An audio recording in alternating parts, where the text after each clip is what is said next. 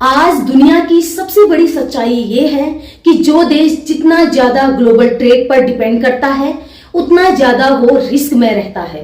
और यही चीज आज भारत के साथ भी हो रही है, क्योंकि अमेरिका बार बार ऐसी पॉलिसीज ला रहा है जिससे दुनिया के व्यापार में इंस्टेबिलिटी बढ़ रही है।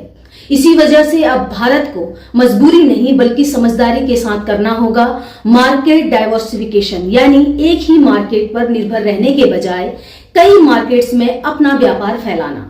और इसी कॉन्टेक्स्ट में आज एफटीए यानी फ्री ट्रेड एग्रीमेंट को मदर ऑफ ऑल डील्स कहा जा रहा है। अब सवाल है, अमेरिका ऐसा क्या कर रहा है जिससे इंडिया को अपना मार्केट डाइवर्सिफाई करना पड़े। पहला, टैरिफ वॉर। अमेरिका कई बार अपने डोमेस्टिक इंडस्ट्रीज को बचाने के लिए दूसरे देशों पर टैरिफ्स बढ़ा देता है। एग्जाम्पल, जैसे यूएस ने पहले चाइना पर भारी टैरिफ्स लगाए, फिर कई प्रोडक्ट्स पर रिस्ट्रिक्शंस लगाए। इसका असर पूरे सप्लाई चेन पर पड़ा। सेकंड, सैंक्शंस और दबाव की राजनीति। अमेरिका कई देशों पर सैंक्शंस लगाता है और बाकी देशों को भी इनडायरेक्टली प्रेशर करता है। एग्जाम्पल, रसिया यूक्रेन वॉर के बाद यूएस ने रसिया पर सैंक्शंस लगाए। इससे एनर्जी और ऑयल मार्केट में बड़ा टर्बुलेंस आया। भारत को भी तेल खरीदने में ग्लोबल प्रेशर झेलना पड़ा। Third, America first policy. America का एक साफ मैसेज है, पहले अमेरिका का फायदा फिर बाकी दुनिया। इसका मतलब ये है कि अगर कल को यूएस को लगे कि ट्रेड से उसे नुकसान हो रहा है तो वो अचानक नियम बदल सकता है, और यही सबसे बड़ा खतरा है। इंडिया को मार्केट डाइवर्सिफिकेशन क्यों करना चाहिए? अब भारत के लिए सबसे बड़ा सबक ये है, अगर आप एक मार्केट पर डिपेंड रहेंगे तो आपकी इकोनॉमी एक झटके में हिल सकती है। डाइवर्सिफिकेशन का मतलब है, अगर एक देश ट्रेड रोक दे तो दूसरा मार्केट ओपन रहे, एक्सपोर्ट्स स्टेबल रहे, जॉब्स और इंडस्ट्रीज सुरक्षित रहे, इकोनॉमी सस्टेनेबल बने। मार्केट डाइवर्सिफिकेशन का मतलब अब आसान भाषा में समझेंगे। मान लीजिए भारत का एक किसान सिर्फ गेहूं बेचता है और उसका पूरा ग्राहक सिर्फ एक व्यापारी है। अब अगर व्यापारी खरीदना बंद कर दे तो किसान की इनकम खत्म। लेकिन अगर किसान के पास 5 से 6 खरीदार हों तो एक बंद करेगा तो दूसरा खरीद लेगा। यही कॉन्सेप्ट देश की इकोनॉमी पर लागू होता है। इंडिया किन मार्केट्स में डाइवर्सिफिकेशन कर सकता है? अब भारत को अपने एक्सपोर्ट्स और व्यापार को इन रीजन्स में फैलाना चाहिए। पहला, गल्फ नेशन यानी कि गल्फ कंट्रीज सबसे मजबूत विकल्प। गल्फ नेशन जैसे UAE, Saudi Arabia, Qatar, Kuwait, Bahrain, ये सभी देश भारत के लिए बहुत इंपॉर्टेंट है। क्यों?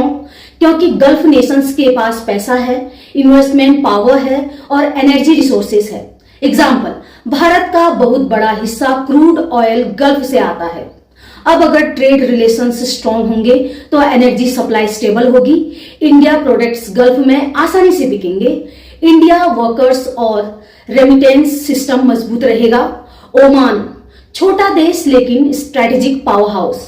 अब ओमान अलग से इसलिए इंपॉर्टेंट है क्योंकि ये मिडिल ईस्ट में स्ट्रेटेजिक लोकेशन पर है, इंडियन ओशियन ट्रेड रूट के पास है, लॉजिस्टिक्स और शिपिंग्स के लिए बहुत महत्वपूर्ण है। एग्जाम्पल, अगर इंडिया ओमान के साथ मजबूत ट्रेड डील करता है तो इंडिया का एक्सपोर्ट मिडिल ईस्ट और अफ्रीका तक फास्टर पहुंच सकता है। मतलब ओमान भारत के लिए एक ट्रेड गेटवे बन सकता है। European union EU mother of all deals वाला मार्केट।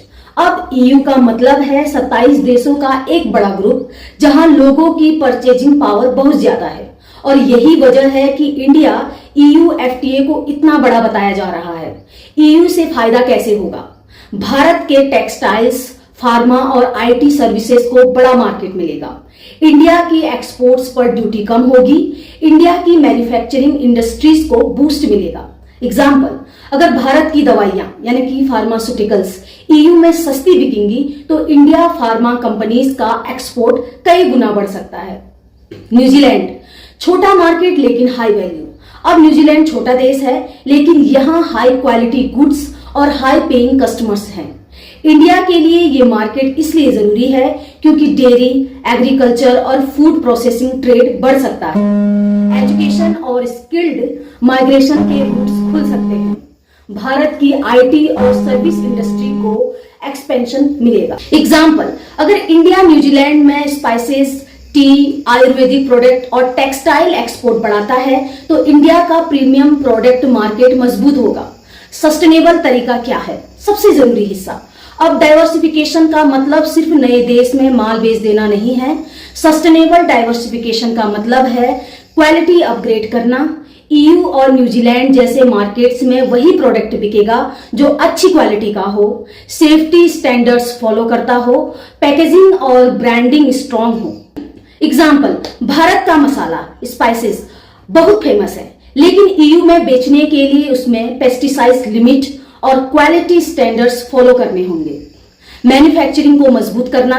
अगर इंडिया सिर्फ रॉ मटेरियल बेचेगा तो फायदा कम होगा। इंडिया को फिनिश्ड प्रोडक्ट एक्सपोर्ट करने होंगे।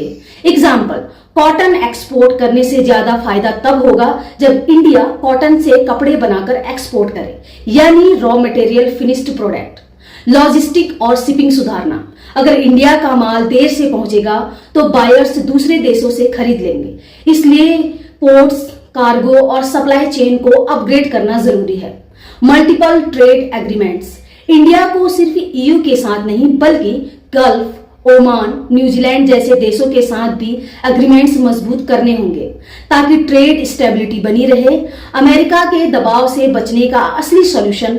आज दुनिया में अमेरिका का इन्फ्लुएंस बहुत बड़ा है, लेकिन भारत अगर स्मार्ट स्ट्रेटजी अपनाए तो यूएस प्रेशर का असर कम हो सकता है। इंडिया का ट्रेड बैलेंस स्टेबल रहेगा। इंडिया ग्लोबल मार्केट में इंडिपेंडेंट प्लेयर बनेगा और यही असली आत्मनिर्भर है। सो फ्रेंड्स, अमेरिका की पॉलिसीज, टैरिफ वॉर्स और सैंक्शंस वाली राजनीति ने दुनिया को यह समझा दिया है कि अब कोई भी मार्केट परमानेंट नहीं है। इसलिए भारत को चाहिए कि वह गल्फ नेशन में ट्रेड बढ़ाए, ओमान को स्ट्रेटेजिक गेटवे बनाए, ईयू के साथ एफटीए करके ह्यूज मार्केट कैप्चर करे, न्यूजीलैंड जैसे प्रीमियम मार्केट्स में एक्सपोर्ट बढ़ाए। और यह डाइवर्सिफिकेशन तभी सफल होगा जब इंडिया क्वालिटी इंप्रूव करे, मैन्युफैक्चरिंग बढ़ाए, लॉजिस्टिक्स स्ट्रॉन्ग करे, लॉन्ग टर्म ट्रेड पार्टनरशिप बनाए। यही सस्टेनेबल विकास का रास्ता है।